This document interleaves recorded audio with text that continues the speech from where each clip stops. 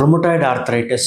ఈ rheumatoid arthritis అంటే మన తెలుగులో దాన్ని వాతం అని చాలా రకాలుగా పిలుస్తూ ఉంటారు. ఈ రుమటాయిడ్ ఆర్థరైటిస్ వల్ల చేతిలో కానీ మోచేయి కానీ లేకపోతే షోల్డర్స్ కావచ్చు, లేకపోతే యాంకిల్ కావచ్చు, ఫుట్ కావచ్చు, కొంతమందికి నీ జాయింట్ కావచ్చు, ఇవన్నీ చాలా నొప్పులు అవే ఉంటాయి. రుమటాయిడ్ ఆర్థరైటిస్ కి ఉండే ఏకైక ట్రీట్మెంట్ మెడికల్ మేనేజ్మెంట్. టాబ్లెట్ సరిగ్గా వాడకపోయినా లేకపోతే వాడినా ఆ డోస్ సరిపోకపోయినా ఇలాంటి వాళ్ళల్లో హ్యాండ్ ఆర్ అప్పర్ లింబ్ వీటిల్లో డిఫార్మిటీస్ అనేవి వస్తాయి. అంటే మీరు చూసుంటారు కొంతమందికి ఏళ్ళ సైడ్కి వెళ్ళిపోవడం, రిస్ట్ సైడ్కి వెళ్ళిపోవడం ఇలాంటివి జరుగుతూ ఉంటాయి. ఇందులో ఏం చేయొచ్చు అంటే మొత్తం రిలీజ్ చేసి ఏదైతే టెండాన్స్ అన్ని సైనోవైటిస్ లో ఉన్నాయో మొత్తం సైనోవెక్టమీ చేసి టెండాన్స్ అన్ని రిలీజ్ చేయడం వల్ల పెయిన్ రిలీఫ్ ఉంటుంది. అదే ఫింగర్ జాయింట్స్ కానీ సైడ్ కి వెళ్ళిపోతే దాన్ని అలైన్మెంట్ లో తీసుకొచ్చే surgery, rheumatoid Boney deformity corrections కూడా ఉంటాయి. కొంతమందికి వేళ్ళు కంప్లీట్ గా ముడుచుకొని పోవడం వల్ల day to day life activities అనేది చేయలేరు. కుదిరినంత వరకు వాళ్ళ